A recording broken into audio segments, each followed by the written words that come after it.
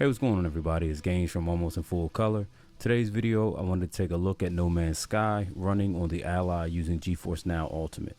With the announcement of PC Game Pass games getting added to GeForceNow, I figured I would pick one of the first batch of games added and do a video on it. This video will talk about the experience of starting up one of the games that are tied to PC Game Pass, the graphical fidelity and performance while playing, and finally some different ways you can play it if you want to optimize battery life on the ROG Ally while using GeForceNow.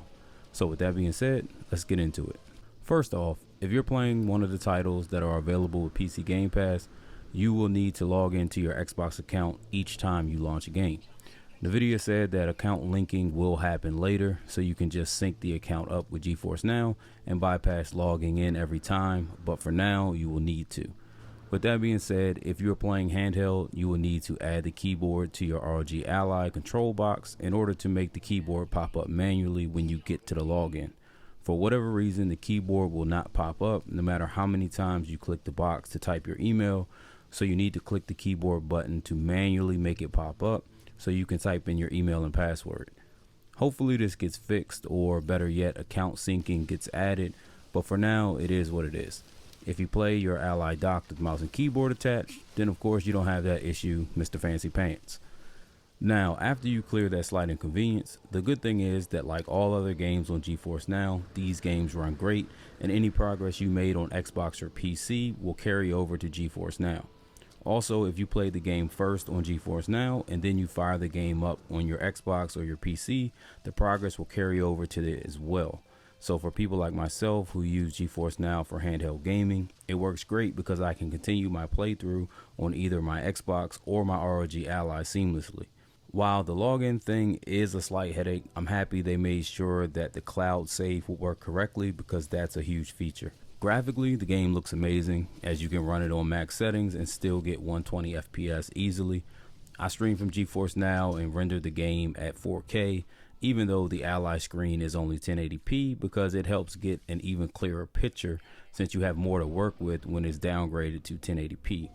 Also, there's no performance hit since the 4080 can run it at 4K 120 easily on max settings, so really there's no reason not to run at 4K besides the extra 4 to 5 watt hours it will use on your battery to do so. Speaking of battery, you may notice in some footage that the power draw is really high.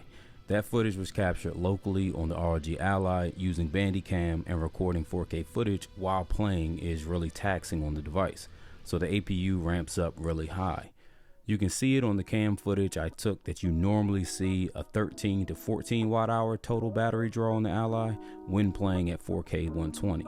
To get the lowest possible battery draw when using GeForceNow with the Ally, first make sure you have the Ally's APU in silent mode, and also go into Windows 11 and turn on battery saving mode so you can limit the amount of background processes running on Windows 11. Since GeForceNow is doing all the heavy lifting, you'll not notice any performance changes when you do this, but get a lot better battery life doing so. Secondly, the remaining battery draw will be based on screen brightness and what resolution and frame rate you are streaming at with GeForceNow, plus the Ally screen resolution and frame rate. Basically, the higher the resolution and frame rate, the more data you will be streaming through your network card, and that will increase the power draw some. Also, whether the Ally screen is set to 1080p 120 or 720p 60 will factor in. Nothing crazy, but if you want the longest battery life, then you can take that into consideration in extreme circumstances. Now, I normally always play at 4K 120 and max screen brightness, because even at those settings I'm only pulling around 14 watt hours and can get about 2 to 2.5 hours of gameplay. But if you did want to max out playtime, setting the screen resolution on the Ally to 720p 60 FPS and then streaming from GeForceNow at 720p 60 FPS, you can get about 4 hours of gameplay on a single charge. Since your draw will be around 8 to 9 watt hours at these settings, best part about it is you can still max out all the graphical settings on the game itself, so it still looks really good at 720p, especially on the small 7-inch screen. I'm really looking forward to seeing all the new games come to GeForceNow by way of PC Game Pass, and maybe, who knows, even Starfield might come day one.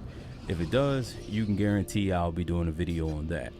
But with that being said, thanks for the support as always, and I'll catch you on the next one. Peace.